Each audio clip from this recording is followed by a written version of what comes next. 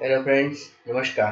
Class 12 chapter 6 electromagnetic induction के एक और सेशन में आप सबका स्वागत है। In the previous session we have discussed self induction and today we are going to solve some example as we have discussed earlier, and one derivation today we will do, that is energy stored in the inductor। ठीक है, ये दो आज हम करेंगे।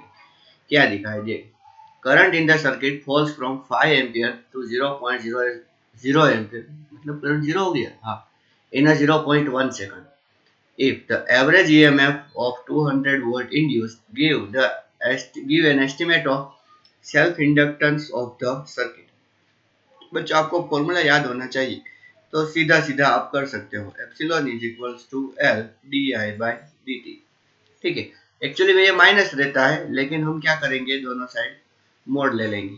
अब इसमें दिया क्या है, कितना ईएमएफ इंड्यूस हुआ, 200, तो यहाँ पर 200 रख दो। ठीक है, एल हमें फाइंड करना है। चेंज इन करंट 5 to 0, मतलब कि 5 माइनस 0, आप ऐसा बोल सकते हो। ठीक है, और कितने टाइम में चेंज हुआ, 0.1 सेकंड में। So what will be the L? L will be equals to 200 into 0.1, 200 into 0.1 divided by 5। तो 5 4 या 40, तो आंसर कितना आएगा, 4 हेनरी। ओके, इस तरह सॉल्व किया जाता है। दूसरा, an air core solenoid with a length 30 centimetre. Okay, कितनी लेंथ दी है, 30 centimetre. Area of cross section 25 centimetre square. Area of cross section 25 centimetre square and number of turns 500। Okay, जितनी भी वैल्यू दी है ना, सबसे पहले आपका क्या काम क्या होना चाहिए, उसकी लिस्ट बना दो। ठीक है, and carries a current of 2.5 ampere. What is the current flowing in the solenoid? 2.5 ampere. The current is suddenly switched off in a brief time of 10 raised to minus 3 second। तो उसमें जो दिया था वही time 10 raised to minus 3 second। Okay, how much is the average back EMF induced across the ends of an open switch in the circuit? अच्छा, हमें EMF induced कितना होगा वो हमें फाइंड करना है। ठीक है, समझ में आया। अभी फिर से वही formula is equals to L D I by D T, या तो आप delta I upon delta T लिख सकते हो, क्योंकि एवरेज इंड्यूस दिया हमें यहाँ पे। ठीक है, अच्छा, अभी एल का फॉर्मूला वो हमने किया था mu zero N square A by L. बच्चों, आपको पता होना चाहिए। जिसमें देखिए, अगर ये इंडक्टर है, ठीक है, तो ये क्या है, एल, ये है उसकी लेंथ। ठीक है, फिर म्यू जीरो मतलब के अंदर एयर ही है। नंबर ऑफ टर्न्स ये क्या है, एन। ठीक है, और एरिया, तो एरिया ऑफ क्रॉस सेक्शन, अगर ये सर्कल कंसीडर करें तो ये क्या है, एरिया ऑफ क्रॉस सेक्शन। और ये सारी चीज आपको दी गई है। डी आई मतलब कि देखो, ये डेल्टा आई, ये करंट जीरो हो गया ना, तो इसका मतलब यहाँ पर हम क्या लिखेंगे, 2.5, और डी टी कितना, 10 raised to minus 3। See, everything you have a given, that mu zero that you know very well, 4 pi into 10 raised to minus 7, 4 pi into 10 raised to minus 7. How many number of turns? 500. So 500 into 500. Area 25 centimeter square.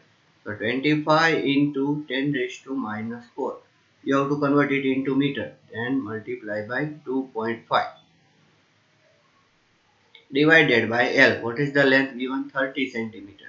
So 30 into 10 raised to minus 2 into 10 raised to minus 3. Okay, so put value and usually you will get the answer. Next, when electric current in the coil steadily changes from plus 2 ampere to minus 2 ampere। अच्छी तरीके से देखिए कितना current change हुआ है, plus 2 ampere से minus 2 ampere गया है। कहने का मतलब करंट जो चेंज हुआ है वो है 4 एम्पियर इन 0.05 सेकंड, मतलब टाइम कितना, 0.05 second, delta T. And induced EMF of 8 volt is generated, 8 volt induced EMF. then self inductance of the coil is epsilon is equals to L delta I upon delta t कर दीजिए, easily आपको answer मिल जाएगा। तो L is equals to क्या आएगा, epsilon upon delta I upon delta T. तो अभी epsilon कितना है 8, डेल्टा टी कितना है 0.05, ठीक है, और डेल्टा आई कितना है 4, ठीक है। तो ये वैल्यू आप रिप्लेस कीजिए, तो ये क्या आएगा देखिए 4 टू जा, और ये हो गया 0.1। So what will be the answer? Answer will be D, डेल सॉरी। अभी देखिए ये सम बहुत अच्छा है। A network shown in the figure is a part of the circuit. The battery has a negligible resistance. At a certain instant, current I equal to 5 ampere and decreasing, क्या दिया है बच्चों? Decreasing। तो कहने का मतलब क्या है कि D I by D T जो आप लोगे वो होगा -10⁻³ एम्पियर पर सेकंड। याद रखो ये कैसा होगा? माइनस होगा, भूलना मत। What is the potential difference between B and A? Okay देखो, हम किरचॉफ लॉ लगाएंगे तो वी ए यहां से जाएंगे, ठीक है। तो पहले तो करंट की डायरेक्शन में ही जा रहा है, देखिए तो V A minus I R plus, यहाँ पर देखिए सेल आ गया तो सेकंड टर्मिनल में देखना है जो पॉजिटिव है, तो +15। फिर यहाँ पर जब भी ऐसा इंडक्टर आए ना, करंट की डायरेक्शन में चल रहे हो, तो पहले आप -L/di/dt ही लगाना, ऑलवेज -L/di/dt। कहां से जाना है आपको? करंट की डायरेक्शन से जाना है हमेशा, ठीक है। और कहां पर आ गए हम? Is equals to V. फिर क्या करना है देखते जाइए, वी ए माइनस आई कितना है बच्चों? 5 एम्पियर, सो 5, आर कितना है 1, प्लस 15 माइनस एल, एल दिया है क्या? Is L given? Yes 5 milli henry, तो 5 इंटू 10⁻³ और D I by D T को साइन के साथ रखो, मतलब कि क्या, इधर -10⁻³ ऐसा रखो, ठीक है। इज इक्वल्स टू आपको क्या मिलेगा? V B. So can you solve this? What will be the answer? V A -5 plus 15 plus 5 is equals to V B. तो ये -5 प्लस 5 कैंसल हो गया, okay. So V B minus V equals to 15 volt. कितना potential difference रहेगा? 15 volt. So what will be the answer? Answer will be January, okay. इस तरीके से इस एग्जांपल को सॉल्व कीजिए। किरचॉफ लॉ आपको अच्छी तरीके से आना चाहिए, तब भी कर सकते हैं। अच्छा देखिए एक और एग्जांपल क्या है। The self inductance of two solenoid A and B having equal length are same। अच्छा मतलब कि length of A equals to length of B. Self inductance of A is equals to self inductance of B. Capital L मतलब self inductance, small L मतलब length. If the number of turns in the two solenoids are 100 and 200 respectively, number of turn in A equals to 100, number of turn in B equals to 200. The ratio of radii of their cross section will be, so what we have to calculate? RA is to RB equals to what? अच्छा देखिए अभी बच्चों दोनों का self inductance equal है, तो उसी को हम यूज करेंगे। यह सेल्फ इंडक्टेंस का फॉर्मूला क्या है? Mu 0 n square A by L. तो यहाँ पर भी mu 0 n square A by L, ठीक है। दोनों की लेंथ सेम है तो लेंथ कट गई, ठीक है। Number of turns in A, number of turns in B, area of A, area of B, ठीक है। फिर ये क्या हो गया? कट हो गया। अभी number of turns in A into pi are square, area of cross section, ठीक है। फिर number of turns in B into area of cross section of B. तो यहां से आपको क्या पता चलेगा? देखिए पाई पाई कट हो गया, so you can say N A R A is equals to N B R B. So what you can say? R A upon R B is equals to NB upon NA. NA. So what is NB? 200. And what is NA? 100. So what will be the answer? 2:1. Okay. Now next देखिए क्या दिया है अच्छी तरीके से आप देखिए। There are 1.5 into 10⁴ tons. कितने टन्स है? इतने। इसको हम ले लेंगे n। In a winding of the toroidal ring, ये बच्चों टोरॉइडल रिंग है ऐसी, ठीक है, समझ में आया। The radius of the circular axis of the ring is the 10 centimetre. कहने का मतलब क्या है कि ये जो सर्कुलर एक्सिस है, मैं साइड में ड्रॉ करता हूँ इसकी सर्कुलर एक्सिस, उसकी रेडियस कितनी दी गई है आपको? 10 सेंटीमीटर, ठीक है। And radius of cross section of the ring is 2 centimetre. मतलब कि ये है, ये वाला, ये जो मैं ड्रॉ कर रहा हूँ, इसकी रेडियस कितनी है? 2 centimetre. Find the inductance of the ring. हमें क्या फाइंड करना है? Inductance of the ring. तो बच्चों इंडक्टेंस ऑफ द रिंग का फॉर्मूला क्या है? इंडक्टेंस का फॉर्मूला क्या है? Mu 0 n square a by l हो सकता है, ठीक है। अभी म्यू 0 की वैल्यू देखिए 4 पाई इंटू 10⁻⁷। n की वैल्यू, तो नंबर ऑफ टर्न कितने हैं? 1.5 इंटू 10⁴, तो उसका स्क्वायर कर दिया। एरिया तो pi are square divided by length. तो बच्चों ये पूरी लेंथ कितनी आएगी? ये अगर रेडियस r है तो 2 पाई आर आएगी ना। ये रेडियस r1 ले लो, ये रेडियस r2 ले लो। अगर मैं पूरा वैल्यू लिखूं तो म्यू 0 n स्क्वायर, जो एरिया आएगा ना वो आएगा पाई आर 2 स्क्वायर डिवाइडेड बाय जो एल आएगा वो इधर आएगा, ये क्या होगा? 2 पाई r1, ठीक है। तो ये सारी अगर आप वैल्यू रिप्लेस करते हो तो आपको आंसर क्या मिलेगा? जो आपको यहाँ पे लिखा हुआ, ठीक है। तो इस तरह हम सेल्फ इंडक्टेंस के एग्जांपल सॉल्व कर सकते हैं। अब आइए एक डेरिवेशन देखते हैं। क्या? मैग्नेटिक एनर्जी स्टोर्ड, हेडिंग डाल दीजिए, magnetic energy stored in inductor, in inductor, ठीक है। कितनी मैग्नेटिक एनर्जी स्टोर होती है, ठीक है। हमने पिछले वीडियो में क्या देखा था कि वो अपोज करता है फिर भी करंट बढ़ता है। शुरू शुरू में तो बहुत कम बढ़ सकता है, बाद में वो मतलब कि बढ़ेगा, लेकिन जो क्या होगा कि अपोज करने का जो चांसेस है वो कम होता चला जाएगा। इसका रीजन क्या है? क्योंकि देखिए पहले करंट जब बढ़ेगा तो चेंज ज्यादा हो गया इसलिए अपोज भी ज्यादा होगा। बाद में धीरे धीरे धीरे धीरे धीरे धीरे धीरे क्या होगा कि ये जो वेरिएशन है, ये वेरिएशन कम होता चला जाएगा। और लास्ट में जब करंट फाइनली सेटअप हो जाएगा मैक्सिमम वैल्यू तक, तब उसका जो अपोजिशन है मतलब कि फ्लक्स का चेंज है वो जीरो हो जाएगा। इसकी वजह से क्या हो जाएगा कि सेल्फ इंडक्टेंस भी चला जाएगा उसका, मतलब कि चला नहीं जाएगा, उसका कोई रोल नहीं रहेगा। तो यहाँ पर करंट सेटअप करने के लिए चार्ज को वर्क करना पड़ रहा है ना, तो मैं क्या बोल रहा हूँ, that work done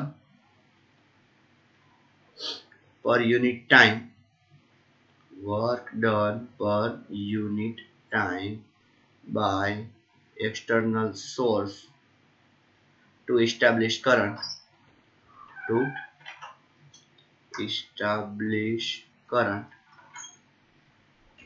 is given by, क्या हम बोल सकते हैं, dw/dt is equals to, अब ये देखिए पावर हो गया, is equals to vi। क्या आपको पता है का पावर का फॉर्मूला vi होता है। अभी वर्क डन पर यूनिट टाइम, ठीक है। अब मैं इसको आगे करता हूँ, dw/dt is equals to, epsilon की वैल्यू आपको पता है क्या? l di/dt into I. तो इधर हम क्या लिख सकते हैं बच्चों, therefore dw is equals to li di, ठीक। ओके, तो इसका मतलब ये छोटा सा वर्क डन किया डी आई जितना चेंज करने के लिए, ठीक है। इतना समझ में आया आपको? Therefore total work done, therefore total work done from 0 to I, मतलब पहले करंट 0 था, बाद में कितना सेटअप किया I, is given by W is equals to integration dw। बच्चों ये हमारा बहुत कॉमन डेरिवेशन का ये मेथड है, तो इसलिए आपको ज़्यादा दिक्कत भी नहीं होगी। वर्क डन पहले कुछ नहीं किया था, बाद में W तक दिए और करंट 0, बाद में मैक्सिमम कितना गया, 5। ठीक है, अब क्या आप कर सकते हो, L I square by 2। Okay, और ये this work done, this work done stored in the form of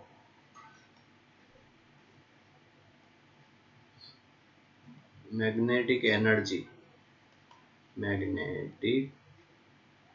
in inductor। ठीक है, इस वर्क डन का फॉर्मूला याद रखना, therefore U is equals to half L I square. बच्चों एक चीज मैं आपको बोलना चाहता हूँ, kinetic energy is equal to half M V square थी, यहाँ पर U equal to half L I square.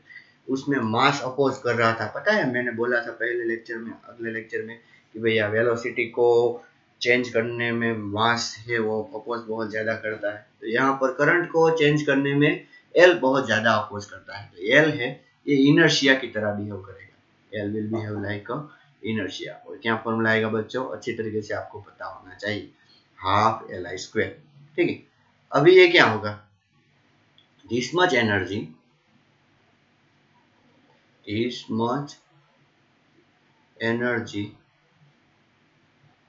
stored in inductor। ठीक है, inductor of length L, inductor की लेंथ कितनी, एल, एंड एरिया ए। ठीक है, तो इसका मतलब क्या है, देयरफॉर एनर्जी डेंसिटी अगर हम निकालना चाहें, एनर्जी डेंसिटी, ठीक है, रो, और energy per unit volume, energy per unit volume is given by, कैसे पता चलेगा, देखिए, rho is equals to total energy upon total volume. अभी टोटल एनर्जी कितनी थी बच्चों, हाफ एल आई स्क्वायर, और टोटल वॉल्यूम कितना होगा, एरिया इंटू लेंथ। ठीक है, समझ में आया। अभी चलिए थोड़ा सा और आगे बढ़े। आप एल, एल है ये क्या है, एल है सेल्फ इंडक्टेंस, जिसका formula mu 0 N square A by L था, ये आपको अच्छी तरीके से याद होना चाहिए। ये हो गया आई स्क्वायर और ये हो गया ये एल, क्या कट हुआ, एरिया कट हुआ। ठीक है, तो हम क्या लिख सकते हैं, इसको अच्छी तरीके से देखना बच्चों। हाफ, मैं यहाँ पर म्यू 0 स्क्वायर लिखता, तो यहाँ पर मुझे म्यू 0 लिखना पड़ेगा, इसके पीछे लिखने का एक रीजन भी है बच्चों, अभी आपको पता चल जाएगा। यहाँ पर एन स्क्वायर, फिर है आई स्क्वायर और फिर है एल स्क्वायर। ठीक है, तो देखिए half into 1 upon mu 0 into यहाँ पर mu 0 N upon L two I का स्क्वायर। बच्चों N upon L number of turns upon length हमने पढ़ा था, म्यू 0 एन आई। हेलो, आपको याद है क्या, 1/2 म्यू 0 तो मैं यहाँ रख ही देता हूँ। यहाँ पर म्यू 0 एन आई ऐसा भी आप बोल सकते हो, क्यों, because N small N is equal to capital N by L. ठीक है, तो ये म्यू 0 एन आई क्या है, मैग्नेटिक फील्ड और उसका square. So what is the answer, B square upon 2 mu 0, energy density का ये फॉर्मूला। तो यहाँ पर हमें क्या पता चलता है, therefore from here we can say that energy is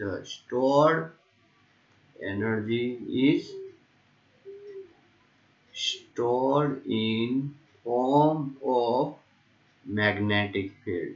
किसके फॉर्म में स्टोर हो गई बच्चों, मैग्नेटिक फील्ड। ठीक है, देखो मैं क्या बोल रहा हूँ बच्चों, जब रेजिस्टर था,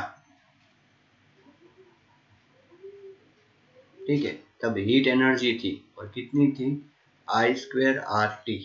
ठीक है, हीट एनर्जी ही थी, सिर्फ कैपेसिटेंस था, कैपेसिटेंस।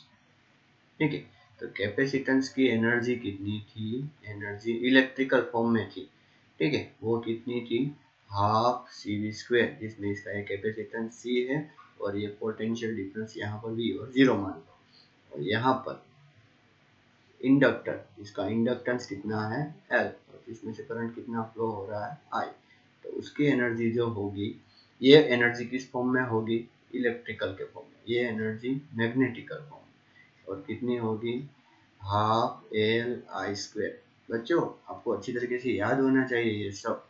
ठीक है, देखिए हमने जब रेजिस्टेंस पहली बार जब पढ़ा था 10th में, तो V प्रोपोर्शनल टू I किया था, जिसकी वजह से हमें V is equals to IR मिला, और R is equals to V upon I। हालांकि ये R, V और I इन दोनों में से किसी पे डिपेंड नहीं करता। फिर हमने यहाँ पे जब कैपेसिटेंस का डेरिवेशन किया, उस टाइम पे हमने ऐसा लिखा था Q प्रोपोर्शनल टू V और Q is equals to CV, जिससे हमें क्या पता चलता था, C is equals to Q upon V। हालांकि ये कैपेसिटेंस ना तो Q ना तो V पर डिपेंड करता है। ठीक है, और यहाँ पर flux proportional to I, therefore first flux, sorry, not proportional to, flux is equals to Li। तो L is equals to phi upon I।